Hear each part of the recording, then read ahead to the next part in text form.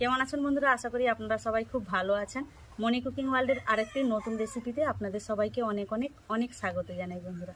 আজকে যে রেসিপিটা তৈরি করব বন্ধুরা, একদম নতুন ইউনিক একটি রেসিপি। আজকে আমি আমার বাড়ির গাছের টাটকা পাকা আম দিয়ে প্যানকেক বানিয়ে দেখাবো। তো চলুন বন্ধুরা, রেসিপিটা শুরু করা যাক। এখানে দেখুন, এই প্লেটে আমি কিছু পরিমাণ পাকা আম নিয়েছি। এই আমগুলো কিন্তু আমাদের গাছের আম। সাইজগুলো দেখুন, দেশি আম। তো আর এই আমটা দেখুন বন্ধুরা, একদম ছোট কিন্তু প্রচুর মিষ্টি। প্রথমে আমি আমের খোসাগুলো ছাড়িয়ে নেব। আমের কালারগুলো দেখুন বন্ধুরা, একদম লাল টুকটুকে কালার।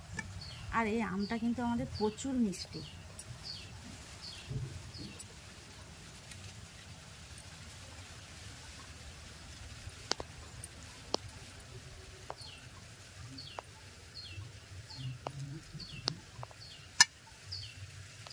বন্ধুরা, এই 5টা আম নিয়েছি। এই 5টা আম হলে কিন্তু আমার হয়ে যাবে, আর বাদ বাকি রেখে দিয়েছি, যদি দরকার পড়ে নেব, না তো না। দেশি আম, সেই জন্য আমি একটা গ্রেডার নিয়েছি। গ্রেডারের সাহায্যে গ্রেড করে নেব।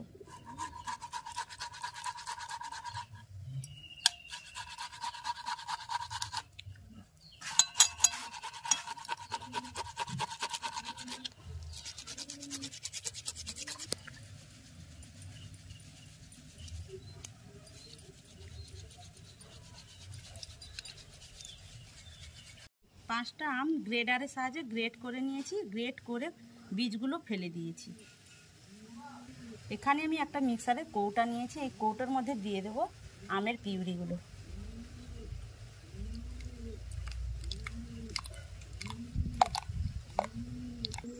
এবার দিয়ে দেব অল্প একটু এলাচ গুঁড়ো।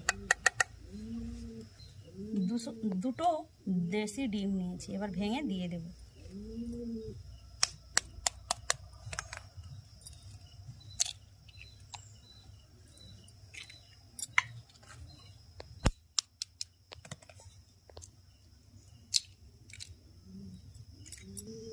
এবার দিয়ে দেবো সাদা তেল। তেলটা কিন্তু আমি অল্প দেব, ছোট চামচের 2 চামচ।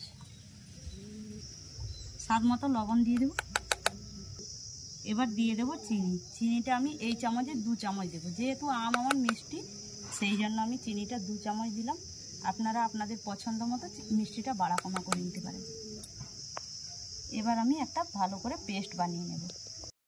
পেস্ট করে নিয়েছি, আর দেখুন এই যে পেস্টটা। এবার আমি একটা গামলার মধ্যে ঢেলে নেব।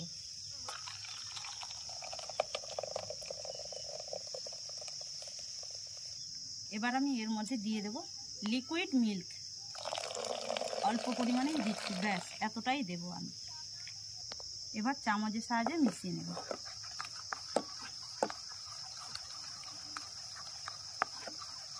চামচের সাহায্যে মিশিয়ে নিয়েছি।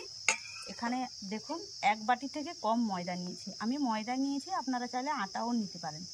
এবার দিয়ে দেব, অল্প অল্প করে দিয়ে মিশিয়ে নেব।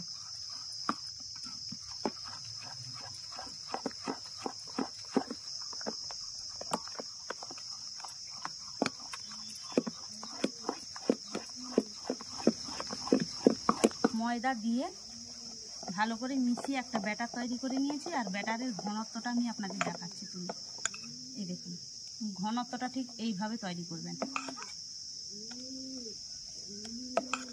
উনুন ধরিয়ে একটা ফ্রাই প্যান বসিয়ে দিয়েছি। এবার ফ্রাই প্যানে আমি ছোট চামচের 1 চামচের মতো তেল দিয়ে দিই। ব্যাস এতটা পরিমাণ তেল দিয়েছি।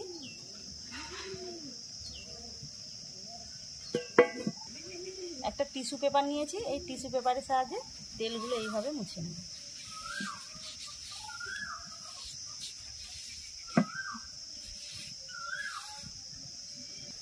চুলার আঁচটা কিন্তু আমি একদমই অল্প রেখেছি। 1 হাতা পরিমাণ ব্যাটার দিয়ে দেব।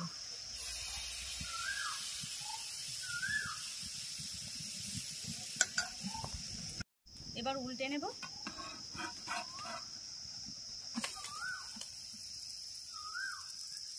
দিয়ে ঢাকনা দিয়ে দেব।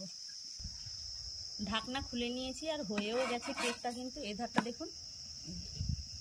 এবার তুলে নেব। ফ্রাই প্যান আবারও টিস্যু পেপারের সাহায্যে মুছে নিয়েছি। এবার আমি একসঙ্গে 2-3টা দিব।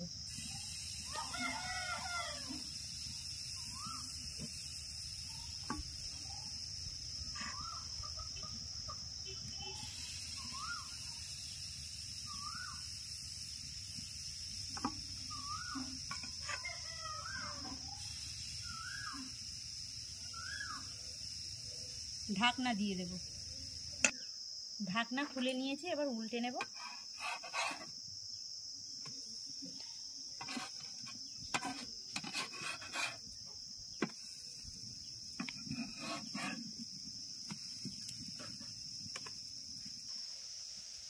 ঢাকনা খুলে নিয়েছি আর কেকগুলো কিন্তু হয়ে গেছে। এবার তুলে নেব।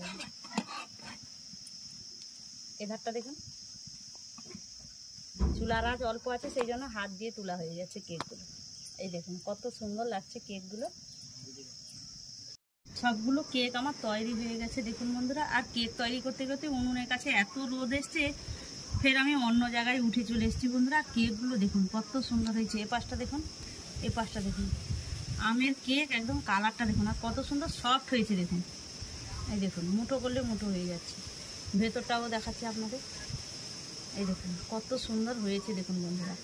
আর বন্ধুরা আম থাকতে একবার এইভাবে পাকা আমের কেক বানিয়ে খাবেন, সত্যি বলছি বন্ধুরা দারুণ হয়। আর আপনারা যদি বাচ্চাদেরকে টিফিনেও কিন্তু বানিয়ে দিতে পারেন, বা সকালে ব্রেকফাস্টেও বাড়িতে সবার জন্য বানাতে পারেন। আজকের মতো এখানে বিদায় নিচ্ছি বন্ধুরা, আবারও দেখা হবে পরবর্তী একটি রেসিপির সাথে।